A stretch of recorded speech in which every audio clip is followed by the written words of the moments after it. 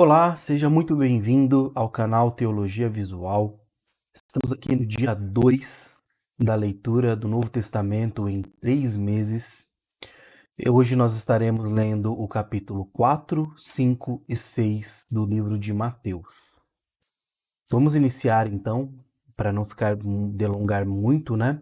E hoje ainda, depois dessa leitura aqui da Bíblia, eu vou abrir a outra live, né, para a leitura aqui do livro de John Stott, né, a Bíblia, o livro para hoje. Estaremos lendo a primeira parte. O livro é dividido em 5 partes, ele é muito didático, é muito enriquecedor, né, John Stott, ele realmente ensina muito bem. Eu convido, né, para depois daqui você também possa assistir, né, essa outra leitura, ok? Então vamos iniciar aqui com Mateus capítulo 4, a tentação de Jesus, né, a tentação que Jesus sofreu antes de iniciar o ministério, né? Versículo 1. Em seguida, Jesus foi conduzido pelo Espírito ao deserto para ser tentado pelo diabo.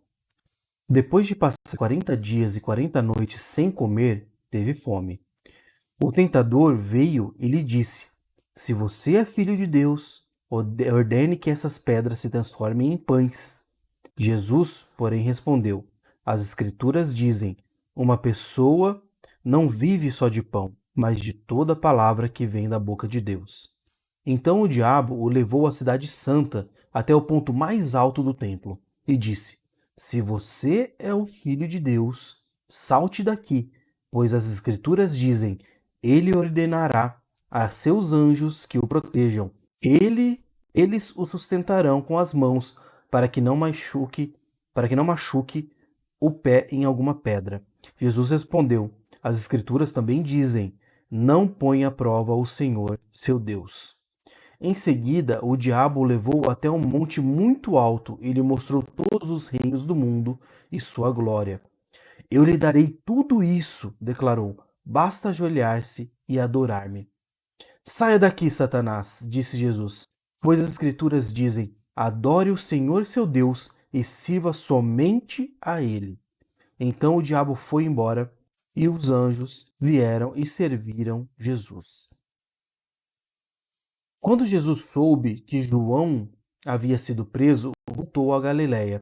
Saindo de Nazaré, mudou-se para Cafarnaum, junto ao mar da Galiléia, na região de Zebulon e Naftali.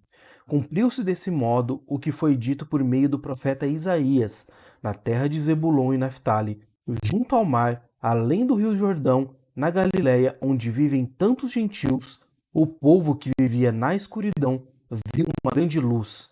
E sobre os que viviam na terra, onde a morte lança sua sombra, uma luz brilhou. A partir de então, Jesus começou a anunciar a mensagem: arrependam-se, pois o reino dos céus está próximo. Enquanto andava à beira do mar da Galileia, Jesus viu 2 irmãos, Simão, também chamado Pedro, e André. Jogavam redes ao mar, pois viviam da pesca. Jesus lhes disse: sigam-me, e eu farei de vocês pescadores de gente. No mesmo instante, deixaram suas redes e o seguiram. Pouco adiante, Jesus viu outros 2 irmãos, Tiago e João, consertando redes no barco com o pai, Zebedeu. Jesus os chamou e eles também o seguiram de imediato, deixando para trás o barco e o pai. Jesus viajou por toda a região da Galiléia, ensinando nas sinagogas, anunciando as boas novas do reino e curando as pessoas de todo tipo de doenças. As notícias a seu respeito se espalharam até a Síria, e logo o povo começou a lhe trazer todos os que estavam enfermos, qualquer que fosse a enfermidade ou dor, quer estivessem possuídos por demônio, quer sofressem de convulsões, quer fossem paralíticos, Jesus os curava. Grandes multidões o seguiam, gente da Galiléia, das 10 cidades de Jerusalém, de toda a Judéia e da região a leste do Rio Jordão. Mateus capítulo 5, o início do Sermão do Monte. Certo dia, quando Jesus viu que as multidões se ajuntavam, subiu à encosta do monte e ali sentou-se. Seus discípulos se reuniram ao redor e ele começou a ensiná-los. Felizes os pobres de espírito, pois o reino dos céus lhes pertence. Felizes os que choram, pois serão consolados. Felizes os humildes, pois herdarão a terra. Felizes os que têm fome e sede de justiça, pois serão saciados. Felizes os misericordiosos, pois serão tratados com misericórdia. Felizes os que têm coração puro, pois verão a Deus. Felizes os que promovem a paz, pois serão chamados filhos de Deus. Felizes os perseguidos por causa da justiça, pois o reino dos céus lhe pertence. Felizes são vocês quando, por minha causa, sofrerem zombaria e perseguição, e quando outros, mentindo, disserem todo tipo de maldade a seu respeito. Alegrem-se e exultem, porque uma grande recompensa os espera no céu. E lembre-se de que os antigos profetas foram perseguidos da mesma forma. Vocês são o sal da terra, mas se o sal perder o sabor, para que servirá? É possível torná-lo salgado outra vez? Será jogado fora e pisado pelos que passam, pois já não serve para nada. Vocês são a luz do mundo. É impossível esconder uma cidade construída no alto de um monte. Não faz sentido acender uma lâmpada e depois colocá-la sob um cesto. Pelo contrário, ela é colocada em um pedestal, de onde ilumina todos que estão na casa. Da mesma forma, suas boas obras devem brilhar, para que todos as vejam e louvem seu Pai que está no céu. Não pensem que eu vim abolir a lei de Moisés ou os escritos dos profetas, vim cumpri-los. Eu lhes digo a verdade, enquanto o céu e a terra existirem, nem a menor letra ou o menor traço da lei desaparecerá, até que todas as coisas se cumpram. Portanto, quem desobedecer até o menor mandamento e ensinar outros a fazer o mesmo, será considerado o menor no reino dos céus. Mas aquele que obedecer à lei de Deus e ensiná-la será considerado grande no reino dos céus. E eu os advirto, a menos que sua justiça supere muito as justiças dos mestres da lei e dos fariseus, vocês jamais entrarão no reino dos céus. Vocês ouviram o que foi dito a seus antepassados: não mate. Se cometer homicídio, estará sujeito a julgamento. Eu, porém, lhes digo que basta irar-se contra alguém para estar sujeito a julgamento. Quem xingar alguém de estúpido corre o risco de ser levado ao tribunal. Quem chamar alguém de louco corre o risco de ir para o inferno de fogo. Portanto, se você estiver apresentando uma oferta no altar do templo e se lembrar de que alguém tem algo contra você, deixe sua oferta ali no altar, vá, reconcilie-se com a pessoa, então volte e pegue sua oferta. Quando você e seu adversário estiverem a caminho do tribunal, acertem logo suas diferenças. Do contrário, pode ser o juiz e você ser prisão. Eu lhe digo a verdade, ele não será outro enquanto não tiver pago. Vocês ouviram o que foi dito, não cometam adultério. E lhes digo que quem olhar para uma mulher com cobiça já cometeu adultério com ela em seu coração. Se o olho direito o leva a pecar, arranque e o jogue fora. É melhor perder uma parte do corpo do que ser todo ele lançado no inferno. E, se a mão direita o leva a pecar, corte e jogue-a fora. É melhor perder uma parte do corpo do que ser todo ele lançado no inferno. Também foi dito: quem se divorciar da esposa deverá conceder-lhe um certificado de divórcio. Eu, porém, lhes digo que quem se divorcia da esposa, exceto por imoralidade, a faz cometer adultério. E quem se casa com uma mulher divorciada também comete adultério. Vocês também ouviram que foi dito a seus antepassados: não quebre seus juramentos, cumpra os juramentos que fizeram ao Senhor. Eu, porém, lhes digo que não façam juramento algum. Não digam, juro pelo céu, pois o céu é o trono de Deus. Também não digam, juro pela terra, pois a terra é onde ele descansa os pés. E não digam, Juro por Jerusalém, pois Jerusalém é a cidade do grande rei.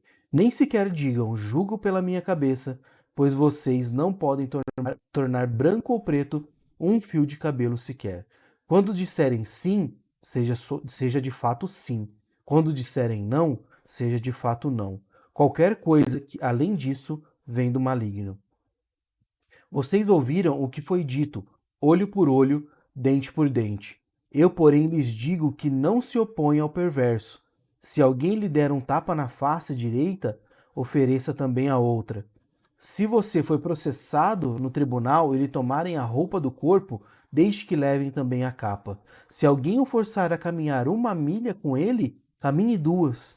Dê a quem pedir e não volte as costas a quem quiser tomar emprestado de você. Vocês ouviram o que foi dito: ame o seu próximo e odeie o seu inimigo. Eu, porém, lhes digo: amem os seus inimigos e orem por quem os persegue. Desse modo, vocês agirão como verdadeiros filhos do seu Pai, que está no céu. Pois ele dá a luz do sol tanto a maus como a bons, e faz chover tanto sobre justos como injustos. Se amarem apenas aqueles que os amam, que recompensa receberão? Até os cobradores de impostos fazem o mesmo. Se cumprimentarem apenas os seus amigos, que estarão fazendo demais? Até os gentios fazem isso.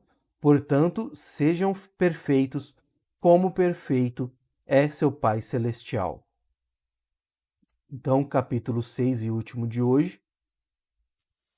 Tenham cuidado, não pratiquem boas ações em público para serem admirados por outros, pois não receberão a recompensa de seu Pai, que está no céu. Quando ajudarem alguém necessitado, não façam como os hipócritas, que tocam trombetas nas sinagogas e nas ruas para serem elogiados pelos outros. Eu lhes digo a verdade, eles não receberão outra recompensa além dessa. Mas quando ajudarem alguém necessitado, não deixem que a mão esquerda saiba o que a direita está fazendo. Deem sua ajuda em segredo, e seu Pai, que observa em segredo, os recompensará. Quando vocês orarem, não sejam como os hipócritas que gostam de orar em público nas sinagogas e nas esquinas, onde todos possam vê-los. Eu lhes digo a verdade, eles não receberão outra recompensa além dessa. Mas quando orarem, cada um vá para o seu quarto, feche a porta e ore a seu Pai em segredo. Então seu Pai, que observa em segredo, os recompensará. Ao orar, não repitam frases vazias sem parar, como fazem os gentios. Eles acham que, se repetirem as palavras várias vezes, suas orações serão respondidas. Não sejam como eles, pois seu Pai sabe exatamente do que vocês precisam antes mesmo de pedirem. Portanto, orem da seguinte forma: Pai nosso que estás no céu, santificado seja o teu nome, venha o teu reino, seja feita a tua vontade, assim na terra como no céu. Dá-nos hoje o pão para este dia e perdoa nossas dívidas, assim como perdoamos os nossos devedores. E não nos deixeis cair em tentação, mas livra-nos do mal, pois teu é o reino, o poder e a glória para sempre. Amém. Seu Pai Celestial os perdoará se perdoarem aqueles que pecam contra vocês. Mas, se vocês se recusarem a perdoar os outros, seu Pai não perdoará seus pecados. Quando jejuarem, não façam como os hipócritas que se esforçam para parecer tristes e desarrumados, a fim de que as pessoas percebam que estão jejuando. Eu lhes digo a verdade, eles não receberão outra recompensa além dessa.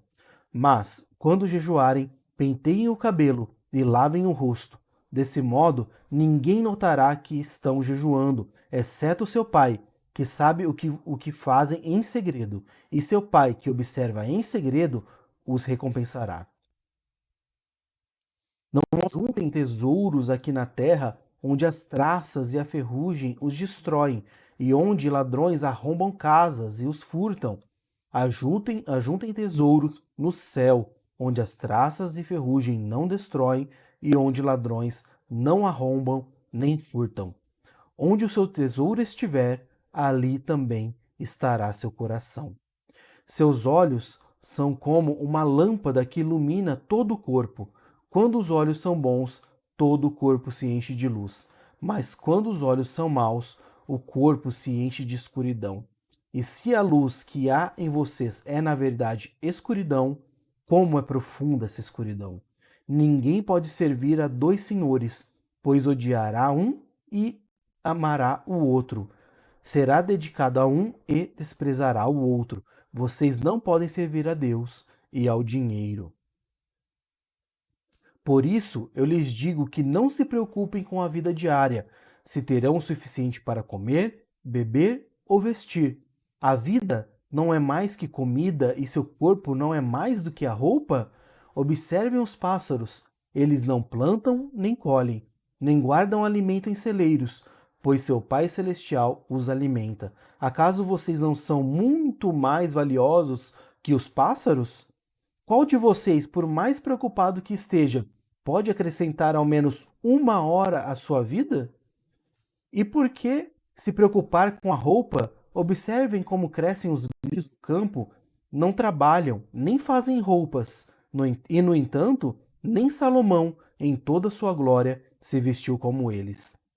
E, se Deus veste com tamanha beleza as flores silvestres, que hoje estão aqui e amanhã são lançadas no fogo, são lançadas no fogo, não será muito mais generoso com vocês, gente de pequena fé? Portanto, não se preocupem dizendo: o que vamos comer?